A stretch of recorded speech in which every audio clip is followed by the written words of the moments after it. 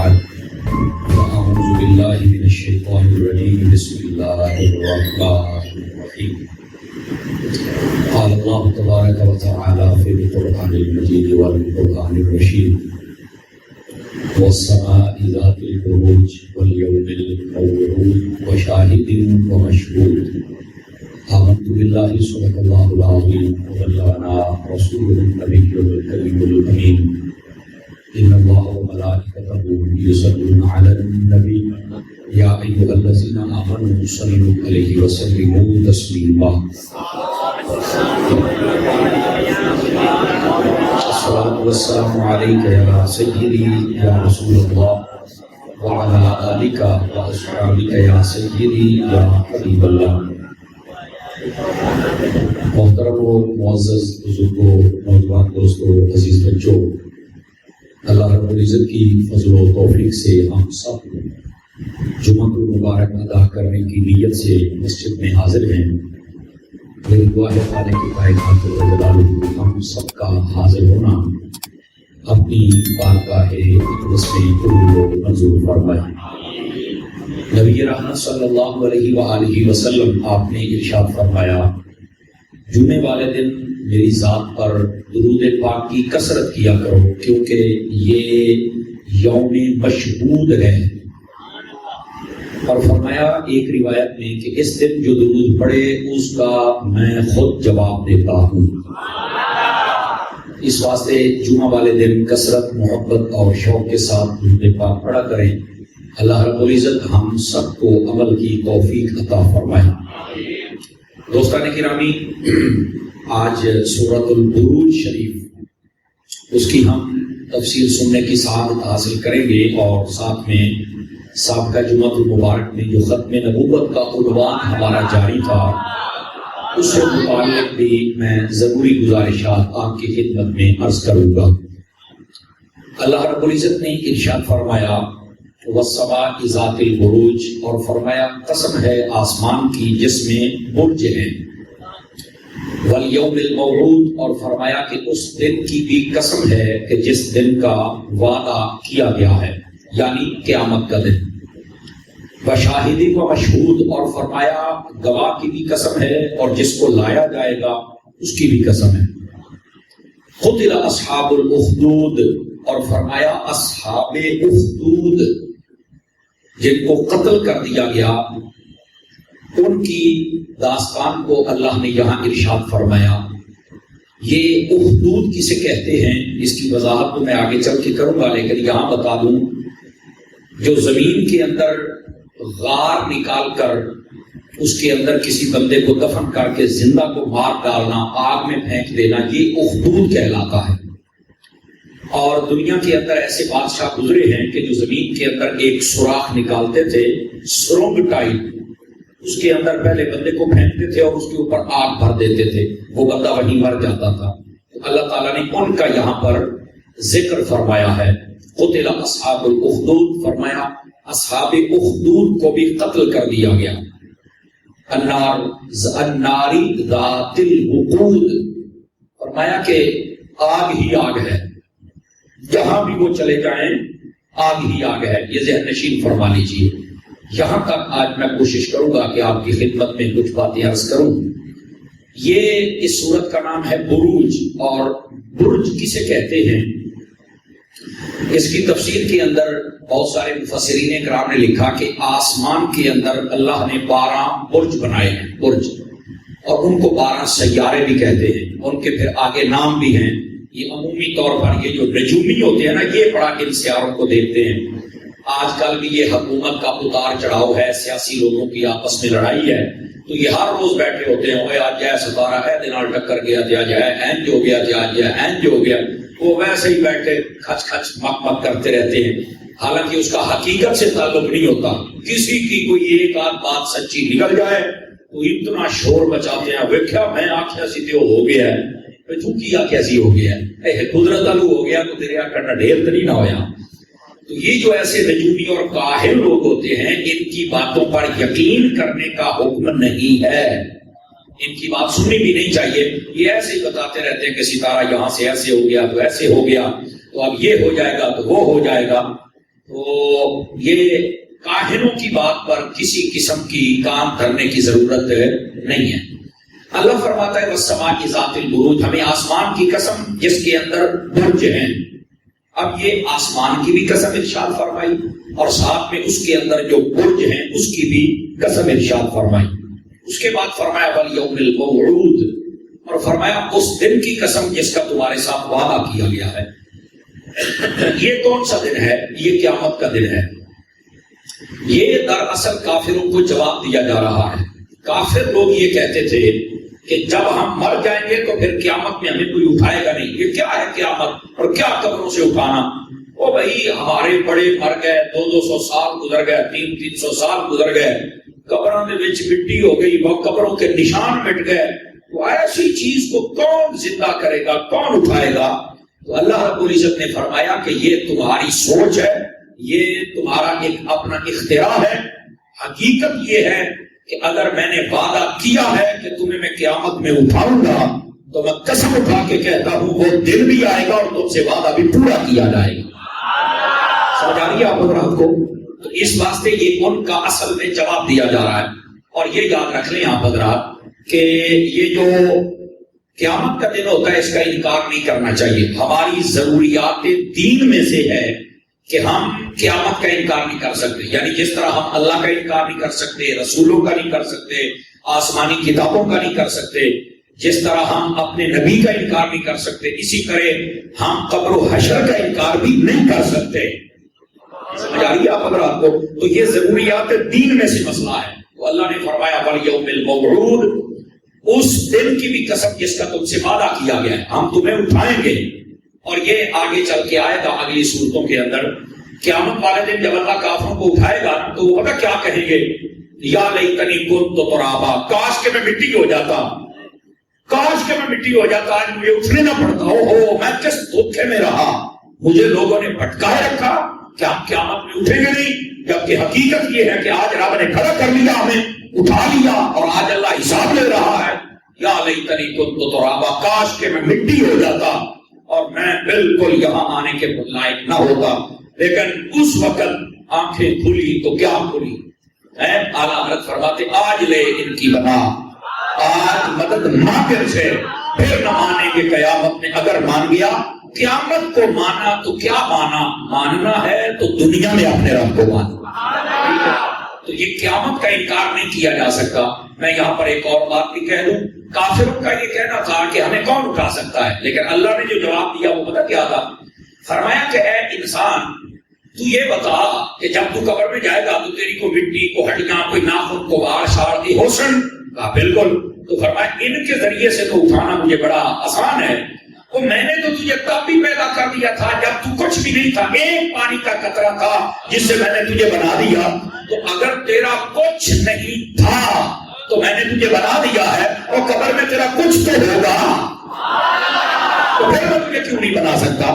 تو اللہ نے دیکھو انسانی عقل کے مطابق بھی جواب دیا کہ اس عقل کے گھوڑے نہ دوڑاؤ، جب تم کچھ نہیں تھے تو ہم نے تو تمہیں پھر بنا دیا تھا، اور ہوں تو کچھ ہے نا، سمجھ آ رہی؟ تو اب ہم تجھے کیوں نہیں بنا سکتے؟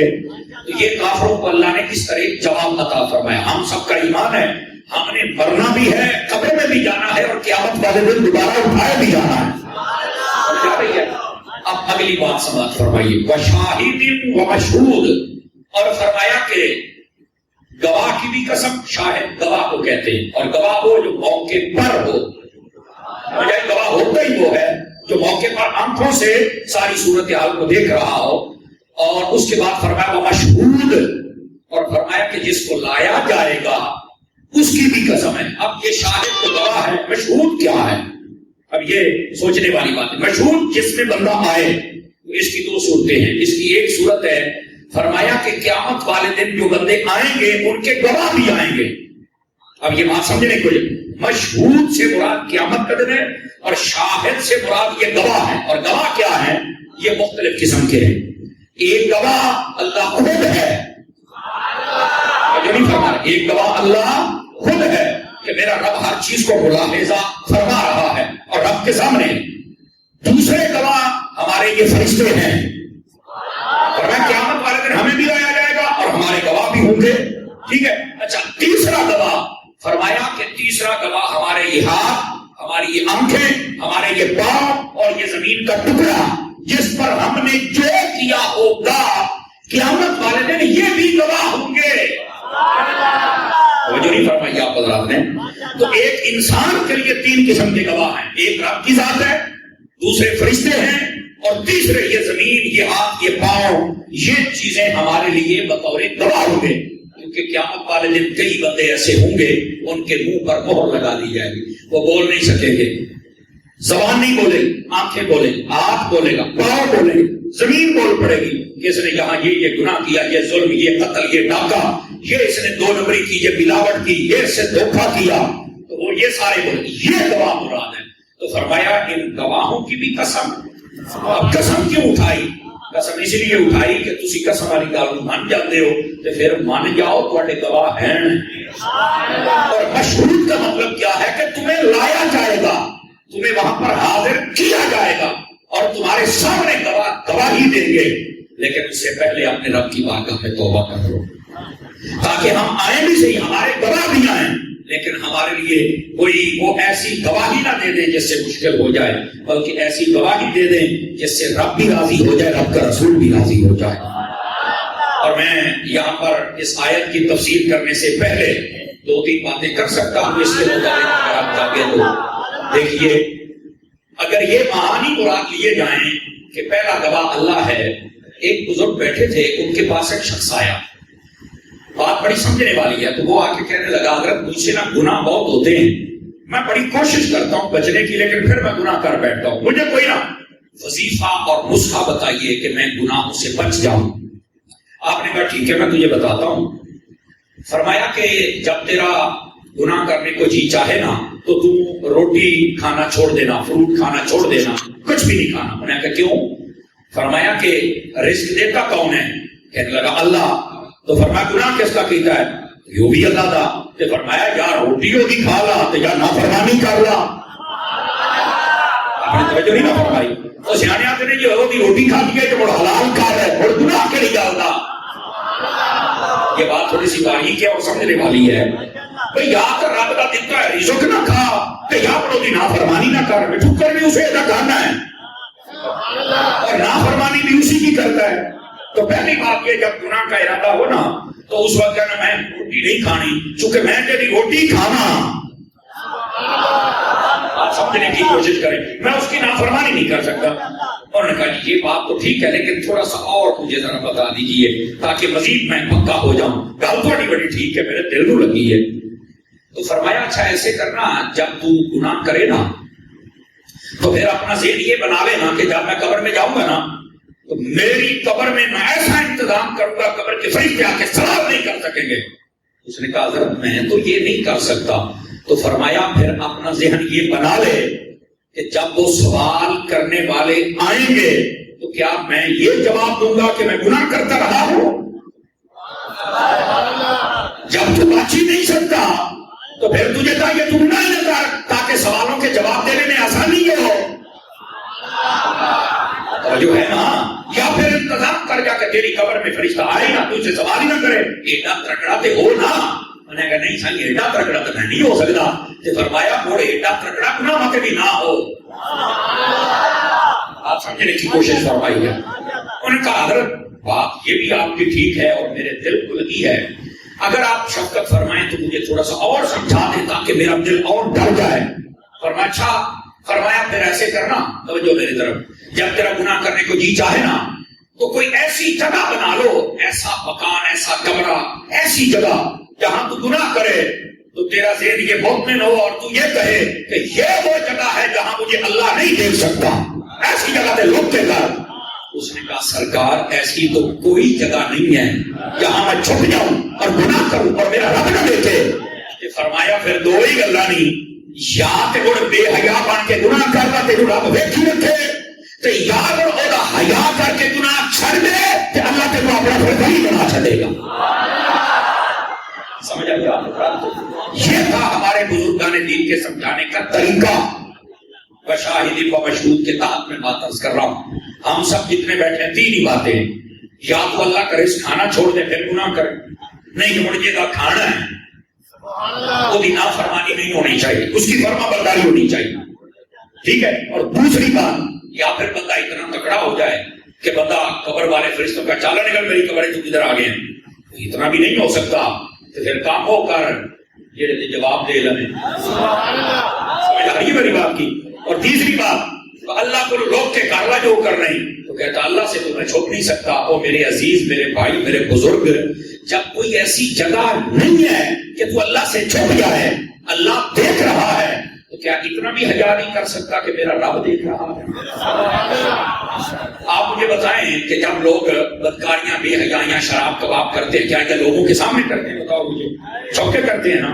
کیوں کرتے ہیں؟ کہتے ہیں کہ آپ لوگ نہ دیکھ رہے ہیں۔ یقین فرماؤ اللہ تعالیٰ شرابی اور بدکار بندے کو اسی بندے کی سزا، اسی چیز کی سزا دے گا۔ وہ لوگوں کو ڈرتا رہا، بالکل نہیں ڈریا، اس بات کی سزا ہوگی، یاد رکھ لیجیے۔ ہاں وہ توبہ کر رہے تو وہ پھر میرا مالک ہے، وہ معاف فرما دیتا ہے، لیکن توبہ سچی ہونی چاہیے، ٹھیک ہے۔ اب آ جائیے، اس کا بزرگوں نے یہ معنی سمجھایا ہے، اگر یہ سمجھ آ گئی تو میں اسی کے تحت ایک معنی اور بیان کر دیتا ہوں۔ یہ جو ہمارے فرشتے ہیں نا ہمارے کندھوں پر، غور فرمائیے گا سارے حضرات، جب کوئی بندہ نیکی کرتا ہے تو یہ حدیث شریف میں ہے، یہ فرشتہ لکھ لیتا ہے۔ یہ کیا کرتا ہے؟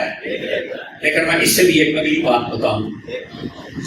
حضرت موسیٰ علیہ السلام نے اللہ کی بارگاہ میں عرض کی کہ باری تعالیٰ کتاب دی ہے نا تورات، اس کے اندر میں نے ایک امت کا تذکرہ پڑھا ہے، اس امت کی شان یہ ہے کہ جب وہ نیکی کا سوچیں گے، ارادہ کریں گے کہ میں نے یہ کرنا ہے، تو تو اسی وقت ان کو ثواب عطا کر دیتا ہے، اور جب وہ امت نیکی کرے گی تو تو ایک نیکی کے بدلے 10 نیکیوں کا ثواب عطا فرمائے گا۔ ہاں اے موسیٰ وہ امت ہے، تو موسیٰ علیہ السلام نے کہا باری تعالیٰ وہ امت مجھے عطا کر دے، فرمایا نہیں، وہ امت میں نے محمد کو عطا کرنی ہے صلی اللہ علیہ وسلم۔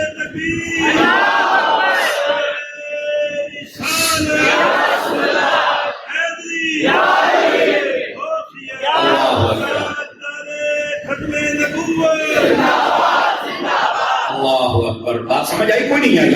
حضرت موسیٰ علیہ السلام کہتے ہیں میں نے اپنی تورات میں پڑھا ہے ایسی امت ہے نیکی کا ارادہ کرے گی تو تو ثواب دے دے گا، اگر کر لے گی تو 10 گنا ثواب ملے گا، مجھے دے دے امت پر۔ میں نہیں، یہ تو میں نے اپنے محمد عربی چل کے رکھی ہوئی ہے امت۔ اگلی بات بھی سنیے گا، کبھی اپنا مول بھی سمجھ میں تو کیڑا قیمتی ہے، تینوں پتہ ہی پوری طرح مول کی ہے۔ پھر حضرت موسیٰ علیہ السلام فرمائیں گے باری تعالیٰ میں نے اپنی کتاب میں سنت کی ایک اور شان بھی پڑھی ہے کہ جب یہ گناہ کا ارادہ کریں گے تو ان کو گناہ نہیں لکھتا، گناہ کا ان کو عذاب نہیں دیتا، فرمایا بالکل ہے، اور جب یہ گناہ کر لیں تو پھر لکھا جاتا ہے، لیکن پھر بھی آپشن باقی ہے کیا کہ مرنے سے پہلے بھی توبہ کر لے تو میں معافی عطا فرما دوں گا۔ ہاں ایسی امت ہے، یہ فرمایا چلو یہ میری امت عطا کر دے، فرمایا یہ بھی محمد عربی کی امت ہے۔ توجہ ایسا بدلا، نیکی کا ارادہ کرو گے تو ثواب مل جائے گا، کر لو گے تو 10 گنا، گناہ کا ارادہ کرو گے نہیں لکھا جائے گا، کر لو گے لکھا جائے گا، لیکن میں تھوڑی پوری یہ دس لینا لکھا جائے گا لیکن پکی پینسل نال ہے، لیکن پکی پینسل نال ہے، کچی نال لکھے، کیا مطلب ہے؟ ہو سکتا توبہ کر لوے مڑ مٹا سکتا ہے۔ آمین۔ تو یہ ہے حضرت موسیٰ علیہ السلام کا فرمان، باری تعالیٰ یہ امت مجھے دے دے، فرمایا نہیں، یہ امت میں نے محمد عربی کو عطا فرمانی صلی اللہ علیہ وآلہ وصحبہ وبارک وسلم، جزاک اللہ۔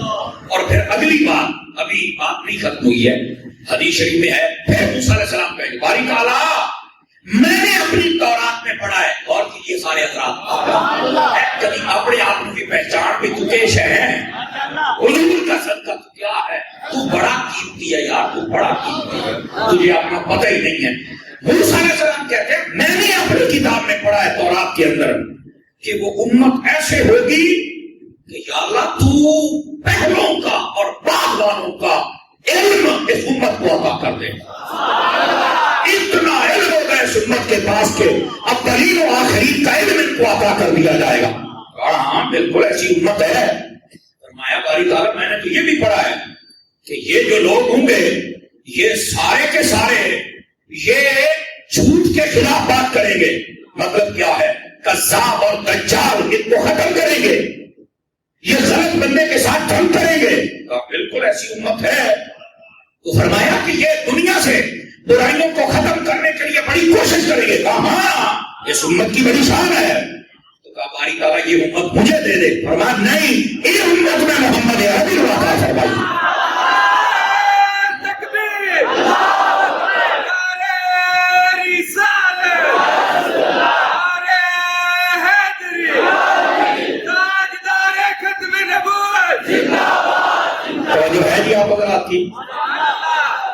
تو فرمایا کہ یہ تو میں نے امت دی ہی مصطفیٰ کو ہے.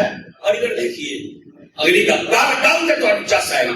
اچھا فرمایا یہ بھی امت مجھے نہیں دے رہی. تو باری تعالیٰ میں نے اپنی کتاب تو آپ نے پڑھا ایک امت ایسی بھی ہے کہ جو صدقہ دے گی نا بے شک وہ اپنے بھائی کو دے دے یا رشتے دار کو دے دے تو پھر بھی ثواب دیتا ہے. فرمایا ہاں ہے ایسی امت. کیا کہ یہ اپنے رشتے دار کو دے تو پھر بھی ثواب ہے. یہ امت مجھے دے دے. فرمایا نہیں, یہ بھی محمد عربی کو عطا فرمائی ہوئی ہے. سمجھ آ رہی؟ اچھا فرمایا باری تعالیٰ میں نے اپنی تورات میں پڑھا ہے. اب یہ حدیث مکمل سنا رہا ہوں. میں نے اپنی تورات میں پڑھا ایک امت ایسی آئے گی کہ ان کی جو کتاب ہوگی نا, جیسے میری کتاب تورات ہے, ان کی جو کتاب ہوگی ان کو یاد ہو جائے گی, ان کے سینے میں آ جائے گی. حالانکہ پہلی کتابیں سوائے نبی کے کسی کو یاد نہیں ہوتی تھی, صرف نبی یاد کرتا تھا. تو کہا وہ امت کتنی خوش نصیب ہے کہ ان کو نبی کی کتاب یاد ہو جائے گی. فرمایا ہاں ایسی امت ہے. تو فرمایا وہ مجھے دے دے. فرمایا نہیں, یہ امت بھی محمد عربی کو عطا فرمائی.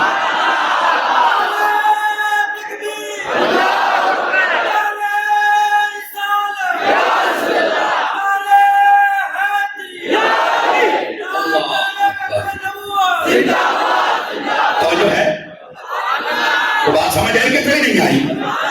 بھائی کبھی اپنا بول تو ایک ہے میں کی نا. یہ حضرت موسیٰ علیہ السلام ہوں اگلی گل سے میں مٹھے آ گیا بولنا تو دیکھنا بھی یہ ساری حدیث کی سمجھ بھی آئی ہے کہ کوئی نہیں آئی. فرمایا کہ یہ ایسی امت ہے. اب یہ بالکل آہستہ بول رہا ہوں. فرمایا یا اللہ میں نے اپنی تورات میں پڑھا ہے ایک امت ایسی آئے گی ہاتھ اٹھا کے جو دعا کریں گے تم کو قبول کر دے. ہاں آئے گی امت ہے.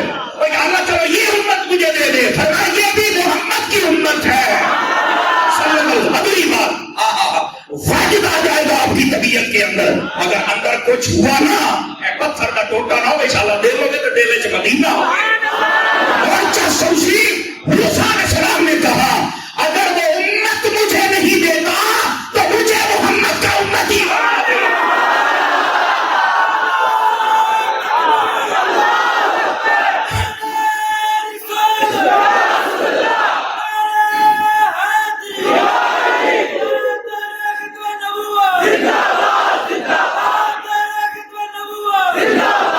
کیوں بھائی کو مزہ آیا کہ نہیں آیا آپ حضرات کو؟ یہ ہے امت مصطفیٰ.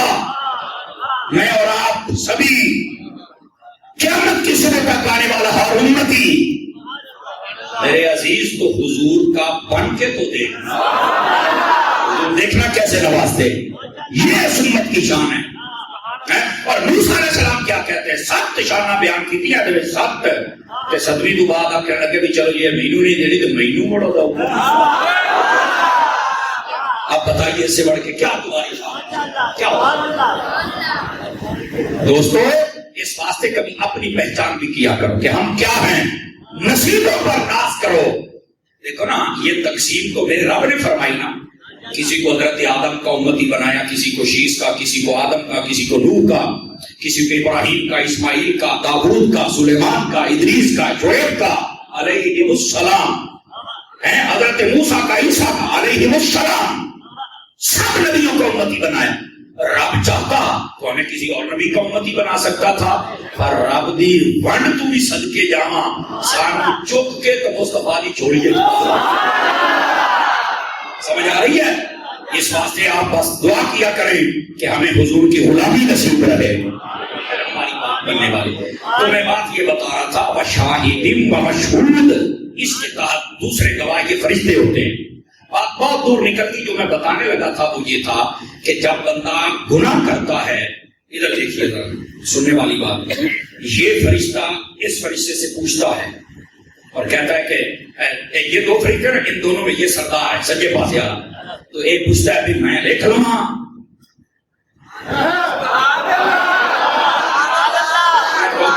بیٹھے ہو بندہ گناہ کرتا ہے ادھر آپ پوچھتا ہے ادھر آتا ہے میں لکھ لوں. اگلی گل بندیا اجے بھی توبہ نہ کرے تو مرضی یہی. یہ پتا کیا کہتا ہے؟ نہیں شام تک نہیں لکھنا، ہو سکتا ہے توبہ کرنا.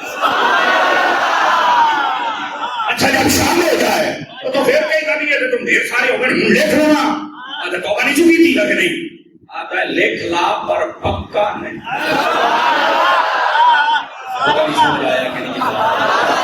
پھر بھی پکا نہیں لکھا جاتا. پھر بھی ایسا ہوتا ہے کہ زندگی میں جب بھی توبہ کر لے ہم اس کو مٹا کے اللہ رب العزت کی بارگاہ میں شرمندہ نہیں ہونے دیتے.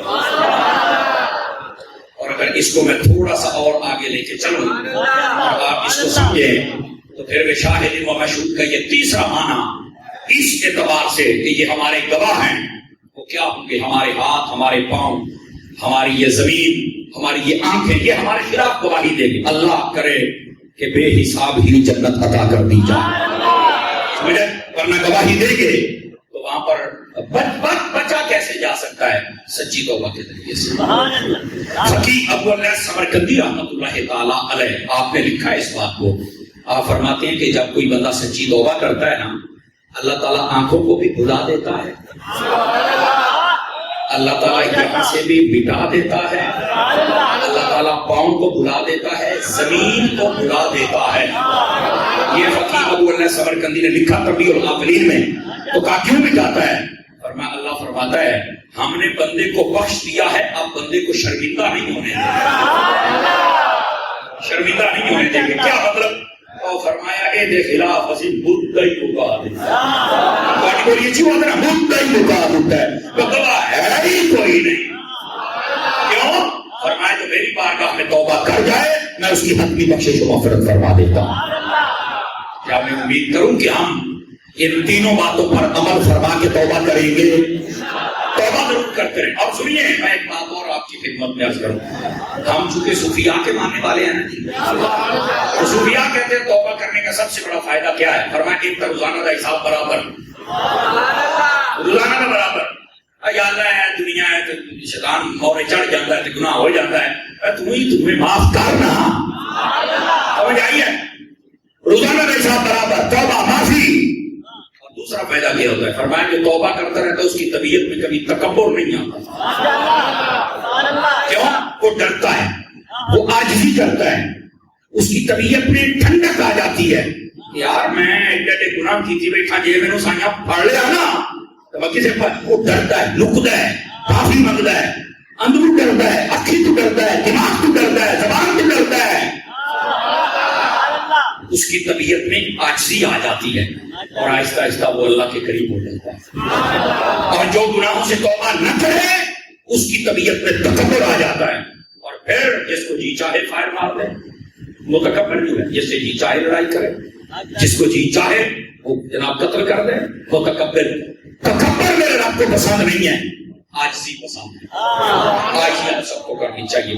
وشاہد و مشہود اس کا ایک معنی، اس کے تحت تین معنی تھے جو آپ کی خدمت میں نے عرض کیے. اگر جاگ رہے ہیں تو اس شاہد و مشہود کی دوسری تفسیر کروں آپ کے ساتھ.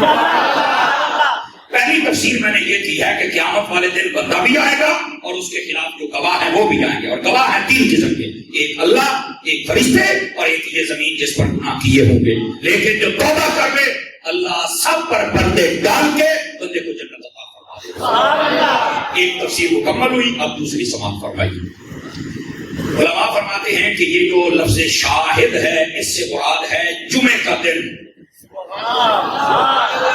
آج ہم جمعے پڑھنے آئے ہیں نا جی، یہ دوسری تفسیر ہے اس کی. شاہد کا مطلب کیا ہے؟ جمعے کا دن. اور مشہود کا مطلب ہے جو جمعہ پڑھنے کے لیے مسجد میں آتے ہیں. یہ اس کی دوسری تفسیر ہے بھائی. پہلی تفسیر کیا تھی کہ شاہد سے مراد بندہ ہے، قیامت والے دن آئے گا، مشہود سے مراد اس کے گواہ ہے۔ دوسری تفسیر ہے شاہد سے مراد جمعے کا دن ہے کہ جمعے کا دن آ گیا، بالکل۔ مشہود سے مراد ہے وہ جو جمعہ پڑھنے کے لیے آتے ہیں۔ جمعہ پڑھنا چاہیے، جمعہ پڑھنا چاہیے۔ اور میں آپ کو ایک بات سناؤں، سردیاں پاڑا تو لے کے یہ پیروں دے نہ ماتریں تھٹ نہ پوے تے گل تو کچھ نہ ہوئی۔ میرے آقا کریم صلی اللہ علیہ وسلم نے فرمایا، میں اس حدیث کی سند کی طرف نہیں جا رہا لیکن یہ بات موجود ہے، فرمایا ان الجمعۃ حج الفقراء والمساکین، فرمایا یہ جمعہ کوئی عام نہیں اور یہ غریبوں کا حج ہے۔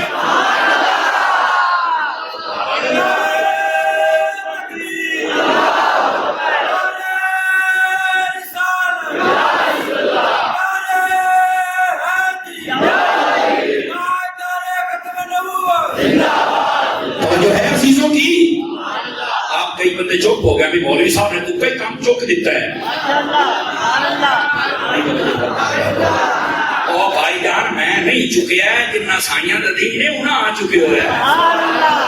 میں تو صرف حدیث سنا رہا ہوں نا آپ کو، توجہ سے سنیے گا۔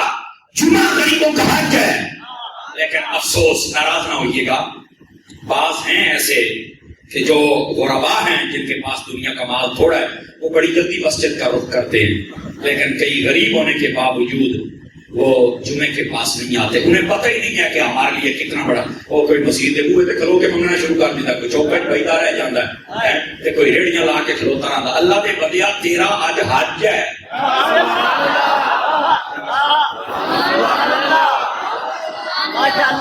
بڑا مشکل بات ہے، ہمارے لوگ نہیں سمجھتے۔ ان کو چاہیے آج دا دن تے ٹائم دے نال مسجد تے آ جاؤ۔ اور پھر میرے آقا کریم صلی اللہ علیہ وسلم نے فرمایا، جاگ رہے تو سنو، اللہ اکبر، فرمایا کہ جمعے والے دن فرشتہ دروازے پر بیٹھ جاتا ہے رجسٹر لے کے۔ یہ روایت ہے، ٹھیک ہے۔ فرمایا جو سب سے پہلے آتا ہے نا جمعہ پڑھنے کے لیے، سب سے پہلے اس کا نام بھی لکھتا ہے اور ساتھ لکھتا ہے اونٹ کی قربانی کا ثواب۔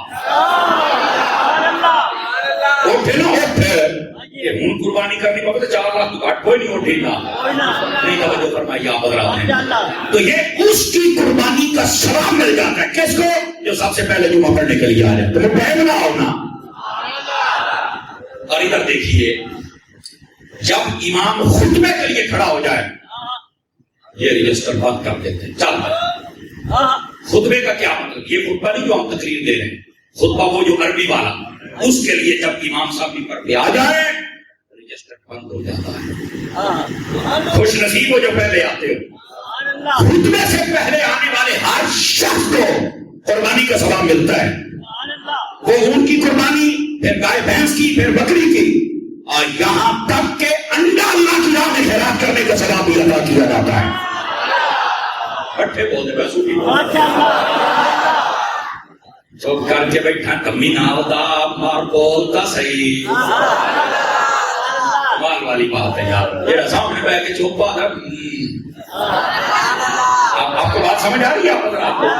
تو یہ جمعے والے دن جو آتے ہیں، ابھی بھی جو آ رہے ثواب مل رہا ہے، اس میں کوئی شک نہیں ہے، لیکن ثواب مل رہا ہے۔ لیکن یہ جو باتیں پہلے گزر گئی، یہ تو آپ کو نہیں نہ پتا چلا کہ کیا ہو گئی یہ بات۔ یہ تو نہیں نہ دیوانے کو پوچھ کے دیکھ جنہاں دے اندر بھی عشق مصطفیٰ دے گلاب پہ پھر کی ضرورت نہیں کرنا چاہیے، تو پھر ہمیں ٹائم سے آنا چاہیے تاکہ ہم قرآن کا فیضان حاصل کریں۔ اور ہماری کوشش ہوتی ہے قرآن کی بات کی جائے، دائیں بائیں نہ جایا جائے، سمجھ آ رہی ہے؟ تو وقت پر آیا کریں تاکہ یہ کوئی بات بھی آپ یہاں سے سیکھ کے جا سکے۔ اب تیسری بات، اور یہ بڑی سمجھنے والی بات ہے، جزاک اللہ بھائی، لمبا چوڑا ہی صاحب آ گیا۔ اللہ اکبر، اگر آپ توجہ فرما رہے ہیں تو اگلی بات آپ کی خدمت میں عرض کر سکتا ہوں۔ اللہ اکبر، یہ جو جمعہ ہے نا، جمعہ، اس میں جس وقت امام خطبہ کے لیے کھڑا ہو جائے رجسٹر بند کر دیا جاتا ہے، لیکن ہمارے کئی بھائی ایسے ہیں کہ جب دوسری اذان شروع ہوتی ہے تو اس وقت وہ بھاگ بھاگ کے مسجد میں آ رہے ہوتے ہیں۔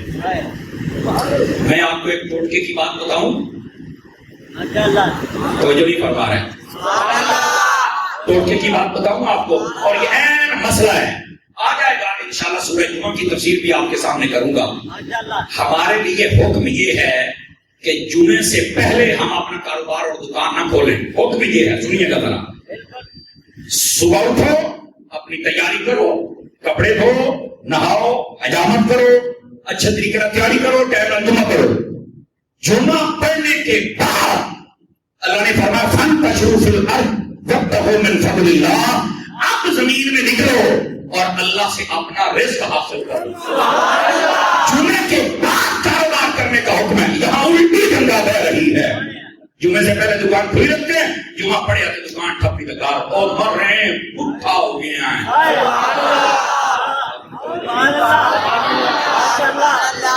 چلو مسئلہ میں کیتا تو کئی بار آج بڑھ تو انداز دیتا ہے. عمل تو سب کوئی نہیں کرنا پڑتا, سنے جھاڑو تو کوئی نہیں. عمل کرے بھائی. جمعے سے پہلے دکانیں بند ہیں. بس آج جمعہ ہے بھائی, آج میں تیاری کروں گا. اپنا نہا دو, حجامت کر, تیاری کر, بچیاں کو تیار کر, سارے نواز جلدی جلدی نہ وہ دو وہ سارے. کیوں؟ فرمایا جمعہ عید کا دن ہے, عید کی تیاری کرنا. عید والے جائے تو دکان کھول لیں. ابھی نہیں بھائی آج کا عید ہے. میں کہ جمعہ بھی عید ہے اور غریبوں کا تو یہ حج ہے. کیا خیال ہے, کو سمجھ آ رہی کوئی نہیں آ رہی؟ ہمارے جتنے یہ تاجر حضرات دکاندار بیٹھے ہیں, کئیوں کو آج پتا چلا گا او یار یہ تو کام میں کی تھی بنے ہیں. جمعے سے پہلے دکان, جمعے کے بعد. حالانکہ جمعے سے پہلے بند اور رات میں کھولنی چاہیے. یہ آپ سورہ جمعہ کی تفسیر پڑھ لیں, وہاں پہ آپ کو مل جائے گا. ایسا کر لیں انشاءاللہ برکت ہی برکت ہوگی. لالچ کام نہیں ہوگا. آپ کو دکان بند نہیں کرتے. آج 4 منڈے رکھے ہوئے, 2 پڑھ دے, 1 بجے آلا, میں پڑھنا 1:30 بجے آلا.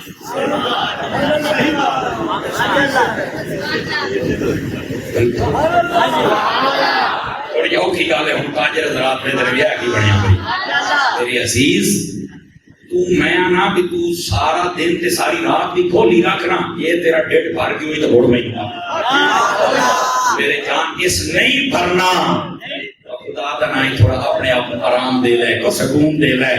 سمجھ آ رہی ہے؟ اور کو اللہ رسولوں منا لے. یہ 1 ڈالا پڑھ دیتے, میں 1.5 ڈالا پڑھ. دکان نہیں بند کی تھی, حالانکہ بوقت جمعہ کاروبار کرنا ویسے ہی منع ہے, منع ہے, منع ہے. سب کے جہاں عمل فرمائیے گا. مسئلہ بتانا, مؤذن کا کام ہے اذان دینا. ساڈا ایک کام نہیں کہ سوٹا لے کر بڑا بازار جانے جلدی بند کر دوڑو مزید کرنا. ہمارا یہ کام, ہمارا کام ہے اذان دینا. سن کے کوئی آ جائے سبحان اللہ, نہ آئے کوئی مسئلہ نہیں ہے. کیا میں امید کروں گی اس مسئلے کو توجہ سے سماعت کر کے عمل فرمائیں گے. اللہ کریم ہم سب کو عمل کی توفیق عطا فرمائے. اب آئیے تھوڑا سا اس کا تیسری تفسیر کر لوں. پہلی تفسیر یہ تھی شاہد و مشہود کی قیامت والے دن بندہ آئے گا, اس کے گواہ ہیں گے. دوسری تفسیر کہ یہ شاہد جمعے کا دن ہے, مشہود جو جمعہ پڑھنے کے لیے آتے ہیں.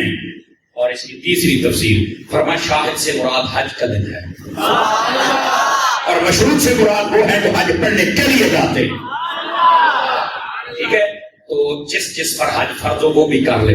ہمارے یہاں اچھے بھلے ہوتے ہیں, حج کر لیں اور بچیاں جوان مکان بنا لیا, گڈی لے لی, پلاٹ لے لے, بچیاں ہر مہینے 3 لاکھ فیس بھردا پیا. اس لیے بچیاں جوان نہیں ہوئی. حج میں 6 لاکھ لگ رہا ہوں, بچیاں جوان ہے. میں حج کر میں تو مار تھا جیسا.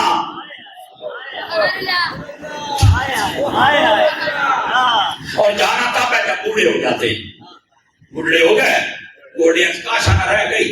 ہوں بھائی پہلی حج تے دوسرا تو 11 کلو بول رہی تو چکتے بنا دیا مڑ چکتے کبھی پوچھے تھے بھی بابا اتنے جو ہے بھی صحیح حج اور عمرہ کریں. اس فقیر حقیر کا مشورہ ہے جوانی کی عمر میں کریں.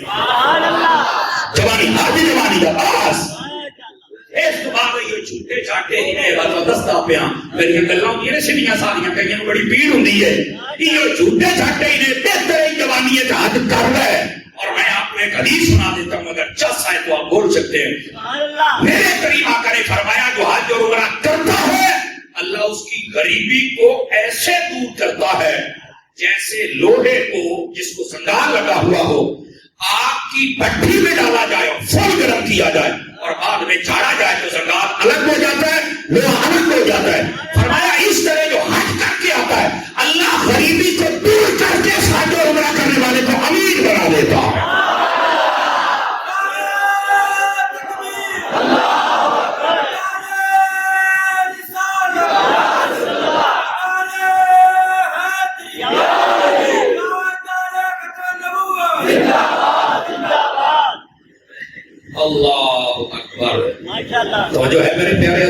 کہ کوئی نہیں؟ تو حج اور عمرہ کس عمر میں کرنا ہے؟ بوڑھے کی میں بول رہے بوڑھے ہوئے بیٹھے تو کیتا تو کوئی نہیں، جوانی میں کیا کرے۔ اچھا اب بوڑھے ہو گئے، مسئلہ آج دسیا ہے، قاری صاحب ہو رہا، حالانکہ میں پہلے بھی بتاتا رہتا ہوں، ٹھیک ہے؟ اگر آج ذہن میں آیا ہے تو جب حج عمرے کے لیے جائے نا تو اپنے ایک پتر نال لے جائیں، وہ وہاں آپ کی خدمت کریں۔ یقین کریں میں 4 مرتبہ گیا ہوں، وہاں پر جو پاکستانی بوڑھے ہوتے ہیں نا، میرا بیت چامی میری تو نہیں چمیندہ، بڑے اللہ نے کہا ہے تھوڑی جی میری خدمت چکر رہے بھائی ساڑھی آپ ابھی نکلی بھائی 13 چال رہا ہوں بھائی نہیں توجہ کرو، وہاں ہر بندے کی بس ہو جاتی ہے 13 چال ہوں، وہ جڑے تیرے 5 پوتر ڈھیک تو رہیگا میں آ رہا وہاں چل کے نہ خود تنگ ہو نہ کسی کو ذلیل کرو۔ جاتے ہو حج عمرے کے لیے بیگ تو چالا تے بھئی مزامن دی بوتل بھر دے تے بھئی منصفہ مروا تے رہ جا تے کیویں حجر اسود دا بہت سچا دیوا پھر تا ساتھ گھٹیتا۔ اللہ کے بندے یہ آپ کرتے کیوں ہیں؟ آپ اپنے بیٹے کو ساتھ لے کے جائیں نا، کیا وہ آپ کی خدمت نہیں کر سکتا؟ وہاں چل کے پھر ایموشنل بلیک میلنگ، او اللہ نے کہا ہے کوئی میری گالی، او تو جوان، او تو اللہ ڈھیر ثواب دے دے۔ اللہ بندے بھئی تو ٹائم نہ لا ہویا، میں جوانیت گیا تو میں کسی کی خدمت کرا، تم ہی جوانیت جا کسی کی کر رہے اللہ اکبر۔ آئی تو بھائی رہے تھے جناب کا پرچیاں پہ پرچیاں، میں ایک باری پاڑی نہ رہا مدرہ دودے پر پڑے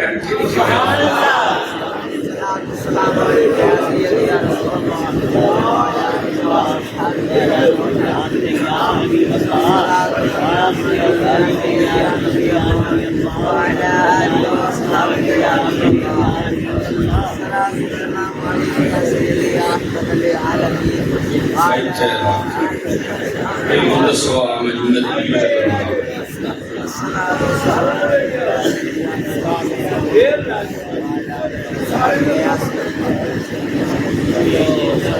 کئی مرتبہ یہ تقریباً سارے مسئلے میں نے بتائے ہوئے ہیں، کئی مرتبہ یہ جو مسئلے لکھے ہوئے ہیں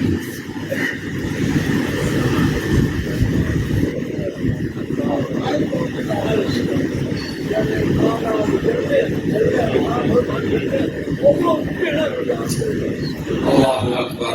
چلو یہ میں تھوڑا سا عرض کر دیتا ہوں۔ کہتے ہیں کہ علامہ صاحب یہ بتائیں کہ نابالغ بچی ہے یا بچہ ہے تو اس کا نکاح اس کا والد یا والدہ یا اس کے جو ولی ہوتے ہیں جو سربراہ ہوتے ہیں وہ کر سکتے ہیں؟ جی ہاں کر سکتے ہیں، اور ان کا نکاح کیا ہوا نکاح ہی کہلاتا ہے، یہ کر سکتے ہیں۔ لیکن سنت میں یہ بھی ہے کہ بچہ اور بچی بڑے ہو جائیں، بالغ ہو جائیں، ایک مرتبہ ان سے پوچھ لیا جائے کہ ہم آپ کا یہاں رشتہ کرنے لگے کہ آپ کو منظور ہے؟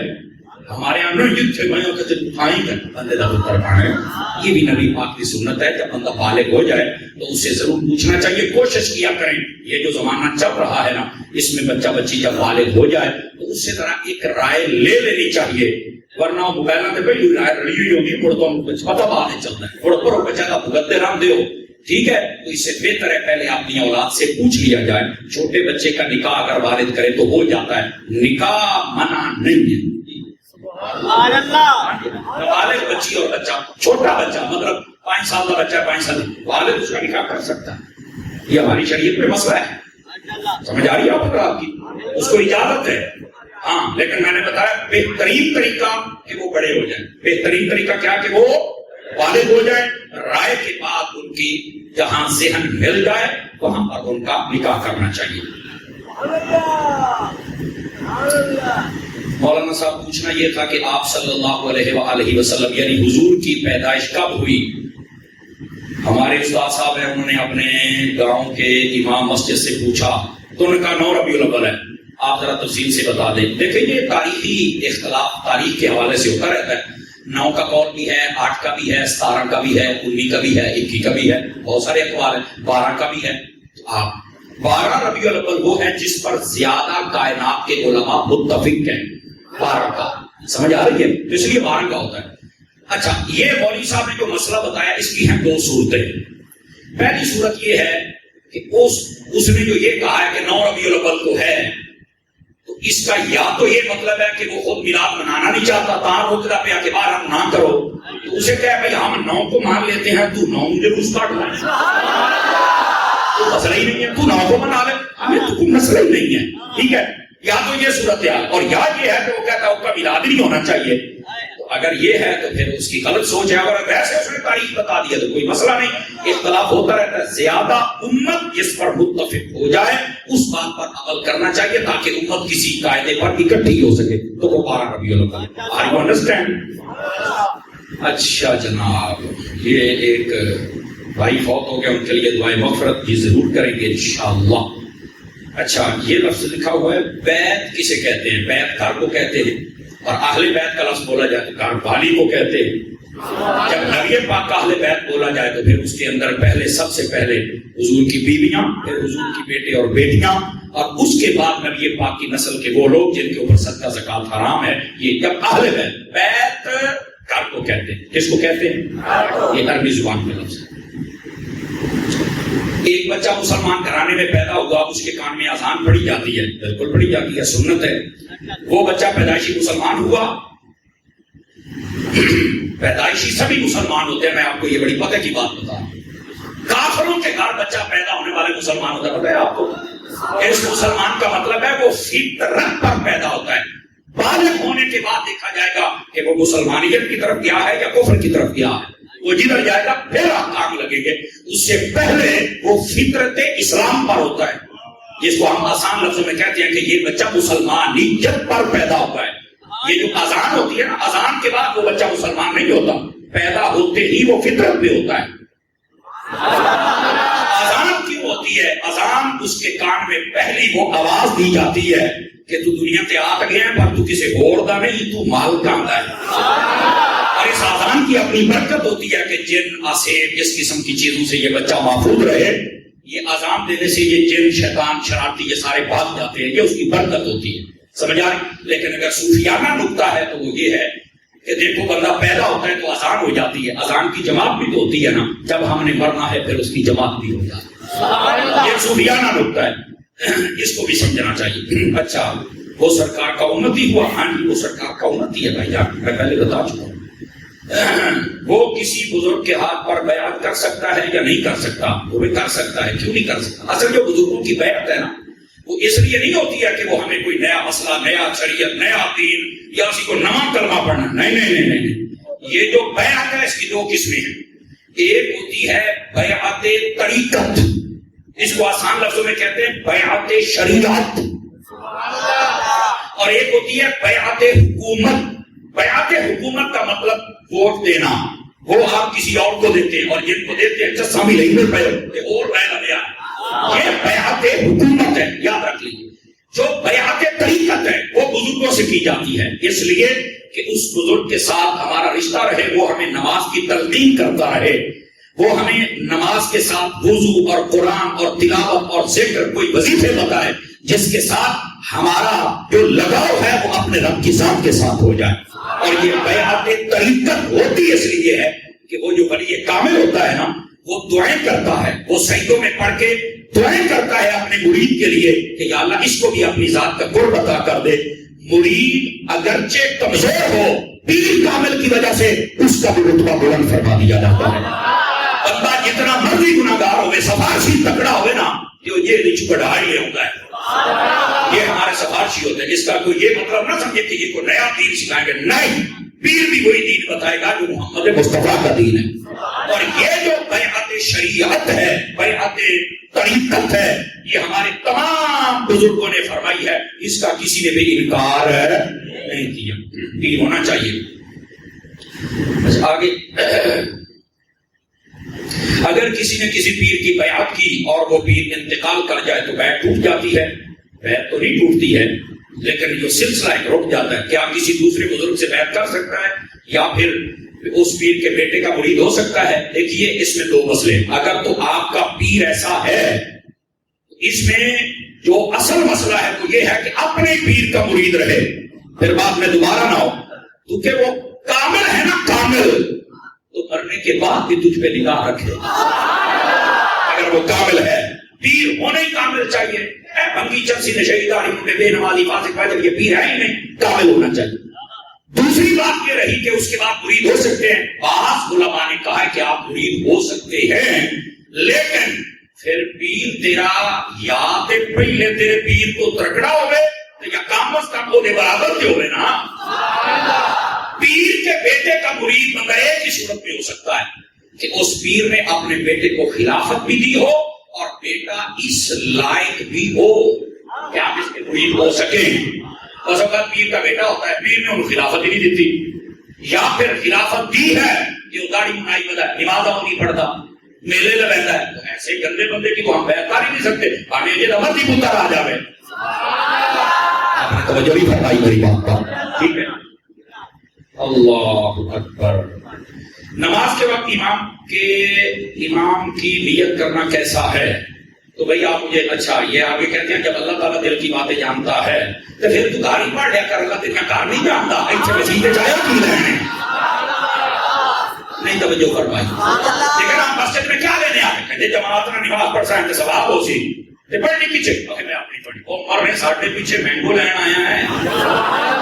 اور یار آپ کو یہ نیت کرنی پڑے گی کہ میں امام کے پیچھے کھڑا ہوں، اور آپ کو پتا امام جب نیت کرے تو امام بھی کہے کہ میں امام میں نے امامت کی نیت کی ہے۔ اچھا ہاں، اس میں یہ ہو سکتا ہے کہ آپ زبان سے بے شک نہ کہیں، آپ کے دل میں ہے۔ ادھر دیکھیے، آپ میرے پیچھے جمعہ پڑھ رہے ہیں، آپ کے دل میں یہ بات ہے کہ میں 2 رکعت نماز جمعہ ایسی امام کے پیچھے پڑھنی سمجھ صاحب تھے، تو تجھ چپ کر کے اللہ اکبر جائز ہے۔ کوئی بات کیوں کہتے ہیں؟ نیت ہے دل کے ارادے کرنا، زبان سے کیوں بولا جاتا ہے؟ اس لیے تاکہ جو دل میں ہے وہ زبان سے بھی نکل جائے، آئے تے آئے راویہ، اتنی بات، اور کوئی مسئلہ نہیں۔ لوگ اس میں عجیب ٹھگ نکال، کوئی پتہ نہیں، کوئی مسئلہ منہ مٹو نہ پھوٹو،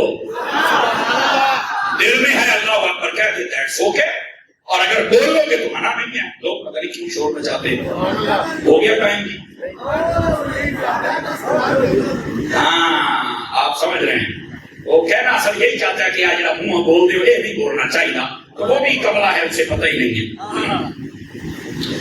اللہ اکبر۔ یہ بھی 2 مسئلے ہیں، ذرا تفصیل کے ساتھ بتا دیں، تفصیل کا تو سنا ٹائم کوئی نہیں۔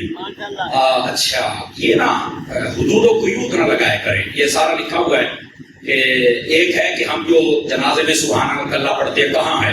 آپ سب کو یاد ہوگا، میں نے ایک چیز تمہیں کتابیں لا کے دکھائی ہوئی ہے، جس کو یاد ہے ذرا ہاتھ کھڑا کر کے مجھے بتائیں۔ میں نے یہاں اس جمعے میں جنازہ، نماز، رفع یدین، ہاتھ باندھنا، یہ میں نے تقریباً 4 جمعے پڑھائے تھے، ایک شے آپ کو حدیثوں سے ثابت کر کے میں نے دکھائی تھی۔ جس کو یاد ہے ذرا ہاتھ کھڑا کر کے مجھے بتائیں نا، جس کو یاد ہے۔ میرا خیال ہے یہ بندے تھوڑے ہو گئے، چلو پھر کبھی میں آپ ذہن بنا رہا ہوں کہ دوبارہ پھر آپ کو وہ کتابیں لا کے دوبارہ پھر ریویو کر دیتا ہوں، کیونکہ اب 7 سال گزر گئے، آپ میں سے زیادہ بندوں کے ہاتھ نہیں کھڑے ہوئے، تو میں دوبارہ آپ کو بتا دوں گا۔ اب یہاں سوال لکھنے کے بعد وہ بندہ نیچے کہتا ہے فرقہ وارانہ سے بالا تر ہو کر بتائیں۔ آپ یہ سوال تو کر رہے ہیں، آپ بتائیں کبھی اس سٹیج سے فرقہ واریت ہوئی ہے؟ بتائیں سارے بولو جناب۔ تو پرچی لکھنا لیا بے ہوشیار نہ بڑھیا کر، تو اپنے آپ کو کلو نہ سمجھ، میں 1.25 کلو ہوں، سمجھ ہوتی پئی ہے؟ ہم نے اس سٹیج سے کبھی فرقہ، یہ پورے شہر کی انتظامیہ اور پورے شہر کے یہ بڑے لوگ تشریف فرمائیں، یہ گواہ ہیں، ہم نے اپنے مسلک کے حوالے سے کبھی کمزوری دکھائی نہیں، فرقہ واریت ہم نے کبھی کی نہیں۔ اللہ کا فضل ہے، یہاں جو بھی آتا ہے نا وہ ایک بار ہی آتا ہے، ہمیں پڑھنا آئے ہوئے آتا یار اس مولوی کے پیچھے ایک جمعہ موڑ پڑھ نہیں سکتا، یہ میرے اللہ کا فضل ہے۔ اس کا مطلب ہے یہاں 2 نمبر سودا نہیں ہوتا۔ تو یہ پرچی لکھنی ہے تو ذرا عقل دے نام لکھیا کرو، فرقہ واریت تو کے سمجھنا سے فرقہ واریت کر دے پے یار بات مار یار۔ اس کا دوسرا مطلب سے کبھی اسی کی بیان کرنا تو کی نہیں بیان کرنا، اس واسطے اپنے کاتو بڑیاں گلاں نہ لکھیا کرو۔ تو سوال 2 لکھے ہوئے ہیں کہ ہم جو یہ جنازے میں ثنا پڑھتے ہیں، یہ کہاں لکھا ہوا ہے؟ مجھے آپ ایک بات بتائیں، یہ جو ثنا پڑھتے ہیں یہ کون پڑھتے ہیں؟ سارے جنازہ پڑھنے والے پڑھتے ہیں؟ کہا مجھے آپ یہ بتائیں کہ کیا یہ ثنا کسی کتاب میں نہیں ہے؟ مولویوں کو بھی نہیں پتہ لگتا، علماء کو بھی نہیں، مفتیوں کو بھی نہیں، پرچی لکھن والے تینوں کو زیادہ سمجھ آ گئی ہے۔ اور یہ ثنا نہیں ہے کہ حرام ہے، تو میں نے کہا تو ہی ذرا کو دلیل لے، ہمیں پتہ چل جائے کہاں لکھا ہوگا یہ حرام ہے۔ کچھ خدا کا خوف کرو یار، یہ جو ثنا ہے یہ حدیث کی کتابوں میں موجود ہے، اور انشاءاللہ یہ دعا کرے نا کہ ہمیں تفصیل سے بتائیں میں تھوڑا شوق پورا کر دیا کہ بھی کی تو ہے میں اور تھوڑا شوق پورا کر دیا سمجھ آئیے حدیث کی کتابوں اور پھر ایک نہیں درجنوں کتابوں کے اندر یہ موجود ہے. میں آپ کو ایک بات بتاتا ہوں اس ثنا کے اندر لفظ ہے وجل ثناؤ کا اس کو لوگ کہتے ڈنڈے پیڑ ہوتی ہے پھر وقت کی تم آ گئے. میں آپ کو چیلنج سے کہتا ہوں درود ابراہیمی ہے نا صرف بخاری میں سے مجھے درود ابراہیمی بتا کتنی مرتبہ ہے اور کن لفظوں سے آئے. میں مولوی رہوں تو دیکھا آپ کہتے ہو کہ بات ہمیں تفصیل سے بتاؤ. ادھر دیکھو ایک درود ابراہیمی وہ ہے جو ہم پڑھتے ہیں اللہم صلی علی محمد وعلی آل محمد کما صلیت علی ابراہیم وعلی آل ابراہیم انک حمید مجید. ایک روایت میں یہ ہے اللہم صلی علی سیدنا محمد وعلی آل سیدنا محمد یہ لفظ ہے. تو میں کہوں جرا سیدنا آلہ پڑھے گا تو لگاتے بیٹھے یہ کہاں لکھا ہے تو پڑھے نہیں تو میرا کی قصور ہے. اور میں نے کہا میں چیلنج کر رہا ہوں چپ بخاری مولوی درود ابراہیمی 4 طریقے کے نام لکھے ہوئے ہیں. چاروں میں سے جو بھی پڑھ لے امت اس پر متفق ہو گئی تو تم آگے ہو گئی. یہ کہانی اسی طرح ثنا کے لفظ یہ جو ثنا سبحانک اللہم و بحمدک یہ بھی ہیں اور اس کے علاوہ بھی لفظ ہیں جنازے کے لیے الگ لفظ ہیں. اور یہ ہے کیا اللہ سے دعا اللہ کی حمد و ثنا. تو اس پر بھی لوگوں کو اختلاف ہے کہ یہ تو وہ یار اللہ کی ثنا پہ بھی پابندی ہے.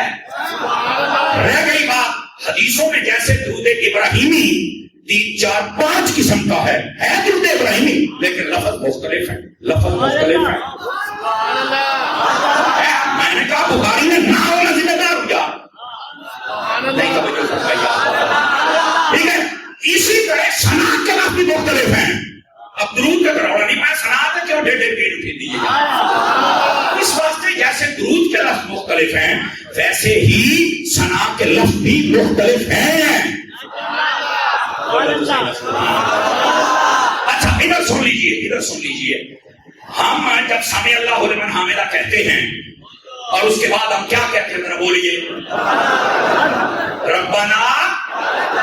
حدیث میں لفظ ہے اللہم ربنا لک الحمد. مولوی صاحب ساڑھے گاٹے پھر تو جب یہ کہ تو پڑھے وہ اللہ دے بندے حدیث آتے تو سر رہ پڑھتے بیٹھ نہیں کرنا تو تو آگے پھر کواریت تو بالا تاروں کے ساتھ دسو ہوں پڑھتا تو نہ خدا نے سانو دے دے ہو نہ ایسا نہ کیا کریں. حدیثوں میں بس قرآن متفق ہے الحمد نہ واقعات نہ گھاٹا پورے قرآن میں نہ واقع ہو سکتا ہے نہ گھاٹا ہو سکتا ہے. باقی جتنی بھی دعائیں ہیں میں آپ کو اسی بخاری میں دکھاتا ہوں. نبی پاک جب سجدے میں جاتے تھے صرف سبحان ربی اعلیٰ نہیں پڑھتے تھے ساتھ میں دعائیں بھی پڑھتے تھے. تو تم کیوں نہیں پڑھتے؟ بھائی بہت ساری چیزیں موجود ہیں اور امت کے لیے سب سے آسان علماء نے بتا دیا کہ یہ آسان ہے اس کو یاد کر لو. ٹائم تو تھوڑے کو روپے نہیں ہوتا پر سوکھیاں پکا کے کہیں نماز دبا اتنی بات ہوتی اور لوگ پتہ نہیں کیا باتیں بناتے ہیں. Are you understand? ٹھیک ہے. ایک ہے سمع اللہ لمن حمدہ ربنا لک الحمد. ایک حدیث میں ہے ربنا ولک الحمد اللہم ربنا لک الحمد.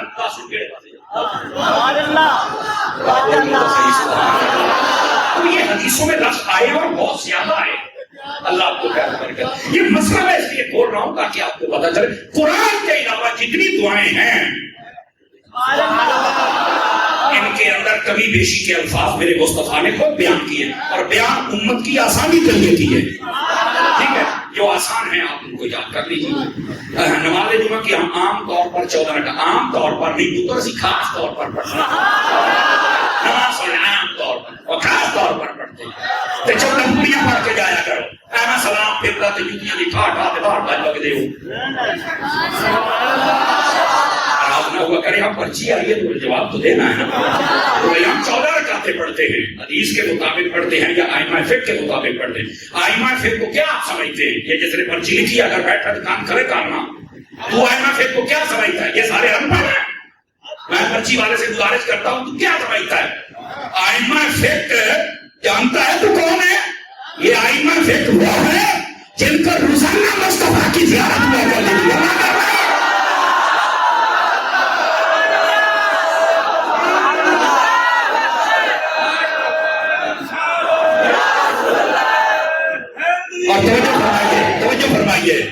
او میری جان ہے میں میری گل سن لی تیرا سوال تو پتہ ہی کچھ نہیں. وہ تو آئی میں پھر پر تم نے اعتراض کرنا تھا وہ تو تم نے کر لیا کیونکہ تھوڑا کوئی امام ہوئے گا کوئی نہ.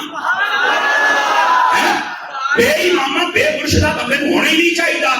امام ہوگے تو حسین ورگا مرشد آئے تو غوث اعظم ورگا.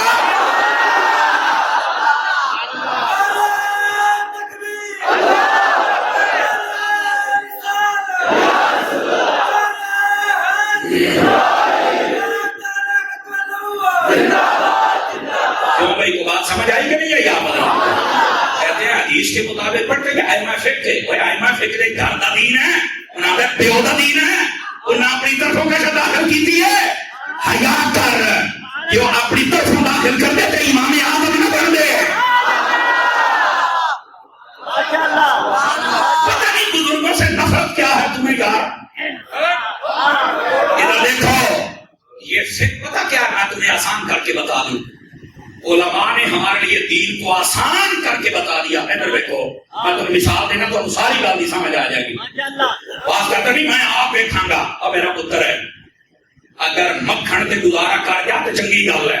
میں تو تینوں پہلو زمین خریدنی پوسی مڑ پٹھے کرنے پوسے مڑ باج لینی پوسی مڑ دو چوڑنا پوسی مڑ تینوں کاٹنا پوسی مڑ جاگ لاؤنی پوسی مڑ ریڑکنا پوسی مڑ مکھن نکالنا تے اتنی دیر تک دھوم تیری بھی نکل جانی ہے.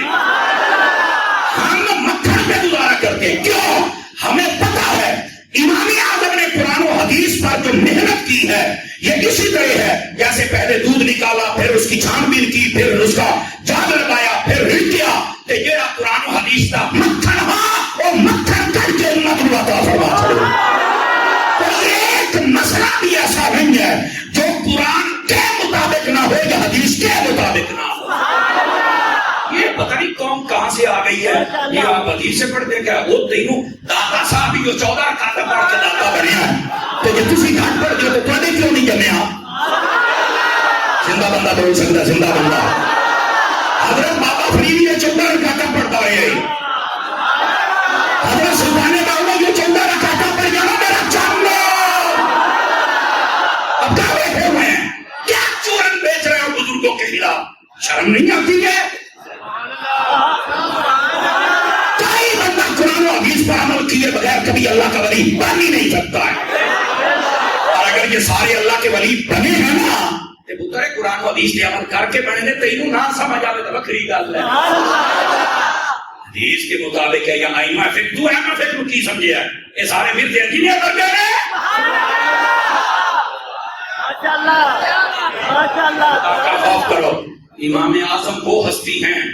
امام اعظم توجہ آپ نے فرمایا کہ جو نماز کے اندر 4 رکعتیں پڑھے اور دوسری رکعت میں اتحیات کے بعد درود پڑھ بیٹھے سجدہ صاحب واجب ہو جائے گا. خواب میں نبی پاک نے زیارت کرائی تے مسکرا کے پوچھا امام اعظم نعمان ابن ثابت نام ہے. فرمایا نعمان پڑھیا تو نے میرے تے درود ہے کہ تو یہ مسئلہ دس دیتا بھی ہے سجدہ صاحب واجب ہو گیا کہ آپ مسکرا پہ. فرمایا حضور یہ دے وچ بھی تواڈی شان ہے. کیوں؟ فرمایا تواڈا امتی نماز رب دی پڑھے تے وچ تواڈے تے درود بول کے پڑھے. نماز وچ بھولدا بیٹھا نہیں. توجہ نبی پاک نے تو یہ نہیں کہا کہ تم نے کیا کر دیا. 100 مرتبہ امام اعظم کو اللہ کا دیدار ہوا ہے. خواب کے اندر الخیرات الحسان فی مناقب النعمان. اور یہاں 2 لفظوں میں لکھ دیا. ایک منٹ بابا 2 لفظوں میں لکھ دیا ائمہ کرام سے اور تو کسان ساڈے ائمہ جو میرا رات دن ختم پڑھنے والے نہیں. ہمارے ائمہ وہ ہیں جب کوئی مسئلہ نہ معلوم ہو رہا ہو مدینے کا تاجدار خود بتا کے جاتا ہے. تو ساڈے ائمہ کو سمجھے آتی ہے یار. جو آن دھوتا ہوں اُتی کے چالو تھوڑا سختی نہ کرے. تو ساڈے اماماں نوں پائے گیا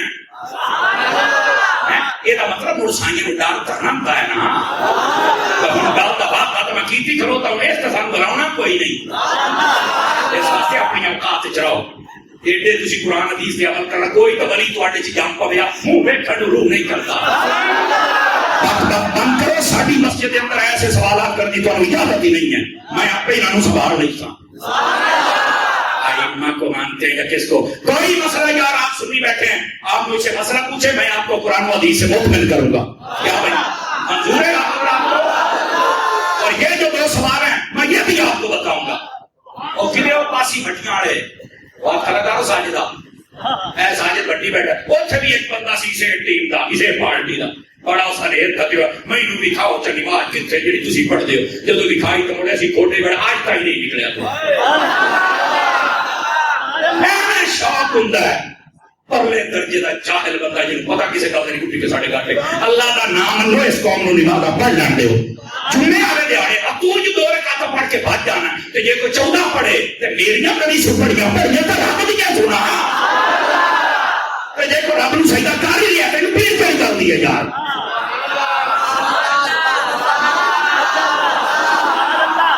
ادھر بھی سن لو یہ زیادہ شوق ہے نا شفیع اکاڑوی صاحب کی کتاب ہے نماز کے بارے میں آپس میں بھی لکھی ہے میرا پتر شفیع اکاڑ کو لے کے پڑھ لا انہوں نے ایک ایک رکعت کے بارے میں وہاں لکھا ہوا تیرا شوق کے سیدھا رویہ پورا کر دینا پتر تیرا تو بات ہی کوئی نہیں میں صحیح کہہ رہا ہوں تیرا تو بات ہی کوئی نہیں سوال لکھتے ہو ہمارے اماموں کے بارے